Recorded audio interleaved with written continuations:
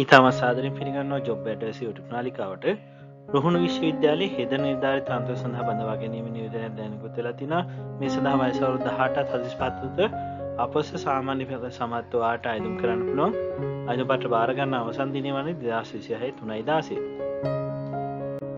හෙද නිර්ධාරිත දෙවැනි ශ්‍රේණිය මේ සඳහා අවශ්‍ය සුසුකම නෝන්ද කියවනමු. අධ්‍යයන පොදු ස්වාතික පත්‍ර සාමාන්‍ය පෙළ විභාගයේ විෂයන් 3කින් සමාන සමාජ සාහිත්‍යව දෙවරකට නොවැඩි වාර ගණනකදී විෂයන් 6කින් සමත් වෙලා තියෙන්න ඕනේ. ඒත් එක්කම ශ්‍රී ලංකා වෛද්‍ය සභාව විසින් පිළිගත් හෙදියක් ඉන්න ඕනේ. මේ සඳහා වාට ආයෝජන කරන වගේ වයස අවුරුදු 18ට 45ට විය යුතුයි. වැටුප් පරිමාණය වෙන්නේ UMT 1 වැටුප් පරිමාණය ස්ථාවර වැටුප 84517යි. බඳවා ගැනීම ක්‍රමය වන්නේ සමුහ පරීක්ෂණයක් මගින්. ඊට අමතරව විශ්වවිද්‍යාල අල්සාධක ආරම්භවල දායක කරන අතර වාගේ උපෙන්වන්නේ 10%ක් ආරම්භවලට දායක විය යුතුයි. ඒත් එක්කම 15%ක් විශ්වවිද්‍යාලයෙන් ආරම්භවලට දායක වෙනවා.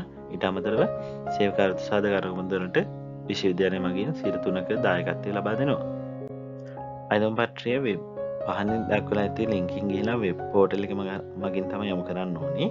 අයදුම් පත්‍රය සම්බන්ධයෙන් කිසියම් තොරතුරක් පැහැදිලි කර ගැනීමට අවශ්‍ය නම් යොමු අංකය භාවිත කරන්න ඕනේ.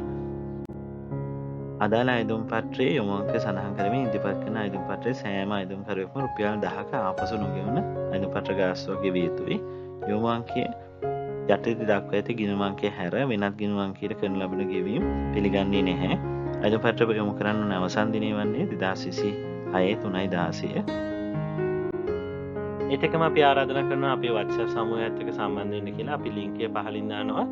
මෙවැනිම රජයේ රැකියාවක රැකියාව අවස්ථාවක් ලැබුණාම ඔයාලට දැනගන්න පුළුවන් WhatsApp සමූහය හරහා. බොහොම ස්තුතියි අපි වීඩියෝත් එක්ක සම්බන්ධ වෙනට. මෙවැනිම තවත් රජයේ රැකියාවක වීඩියෝ එකක් අපි ආයෙ හමු.